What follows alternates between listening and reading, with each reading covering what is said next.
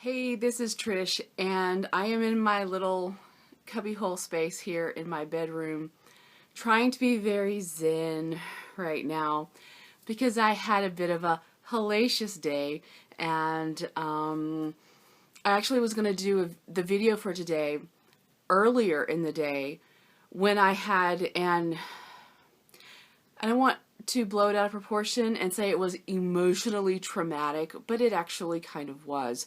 I posted about it on Facebook and it's on Tumblr, so I didn't want to pollute our journey here with the specifics of what happened today. What I felt, though, was most important, aside from me not doing a video when I'm absolutely at my most Irish, livid, irate, mad like you've never seen, it would scare you away, and I don't want that to happen. So I did vent on Facebook and Tumblr and Instagram, but what is really important is that what happened was that I experienced something that led to me feeling so much shame and about food and my life choices and my health choices and just everything. And I was raised Catholic, and even though I was never Christian and I hated the church, the guilt I always feel, it always comes up, this need to be guilty, feel guilty, over things that I didn't actually do or things that aren't my fault. There's still this thing deep within me that I have to deal with and purge once and for all. And I am a living, growing, changing person, and I have a lot of things to work on for myself. I think that's one of the things that got me the most, is this idea that this person basically accused me of being a fraud. I was having a cheat day today. Today was my cheat day.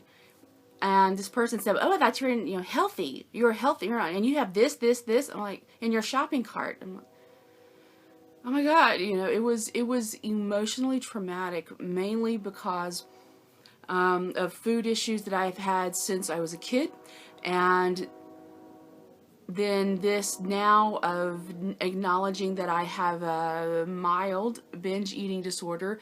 Just this whole notion of shame came up, and it was very difficult. It was so very hard.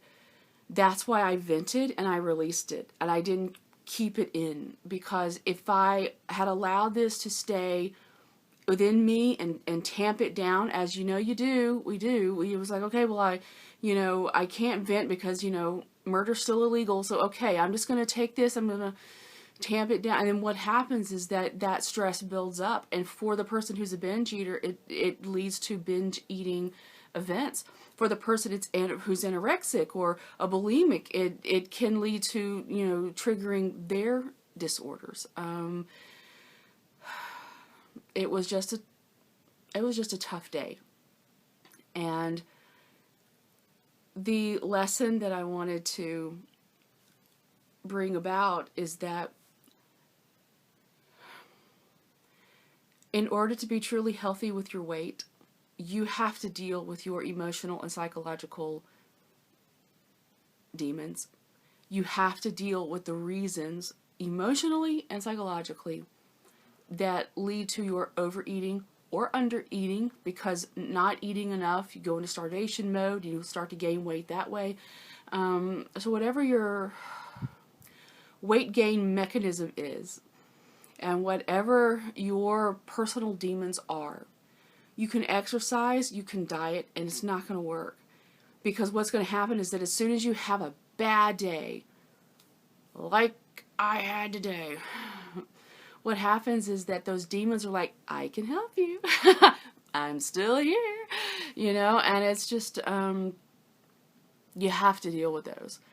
Thankfully, this situation did not trigger an actual binge eating episode. I think the venting really helped.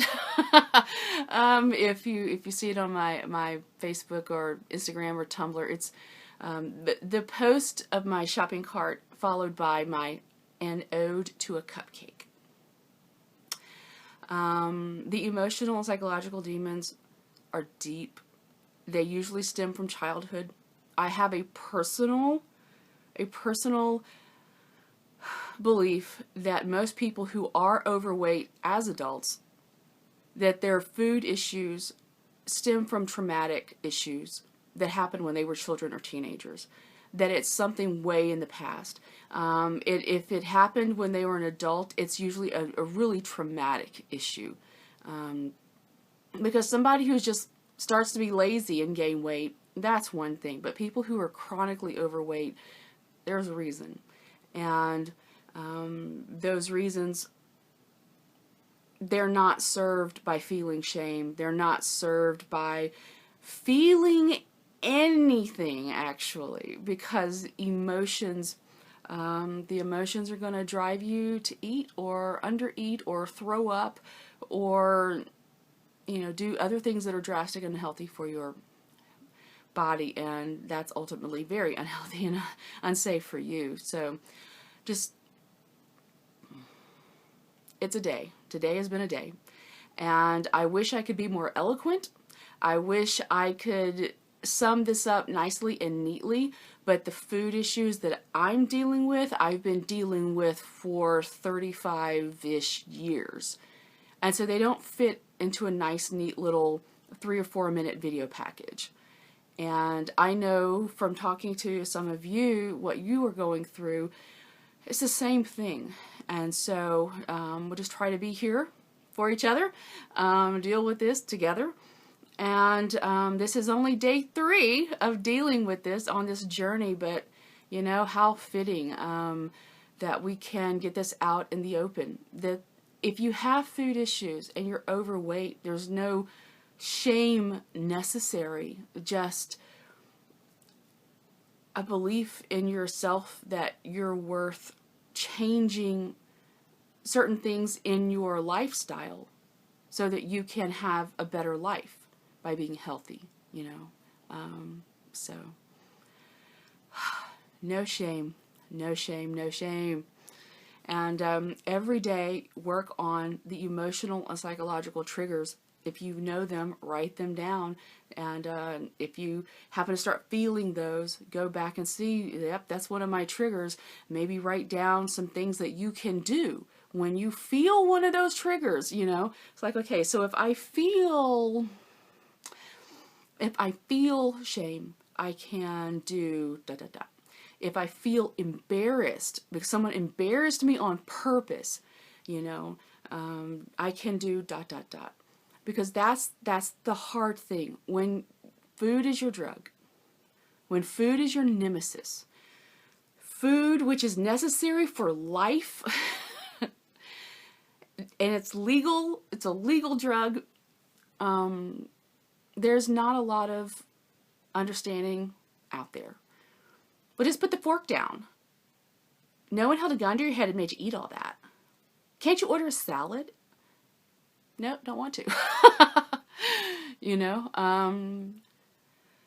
There's understanding for alcoholics and there's understanding for drug addicts. There's even understanding for people who are abusive, but there's no understanding for people who are dealing with food as an issue. So I understand, and I'm here for you and with you, and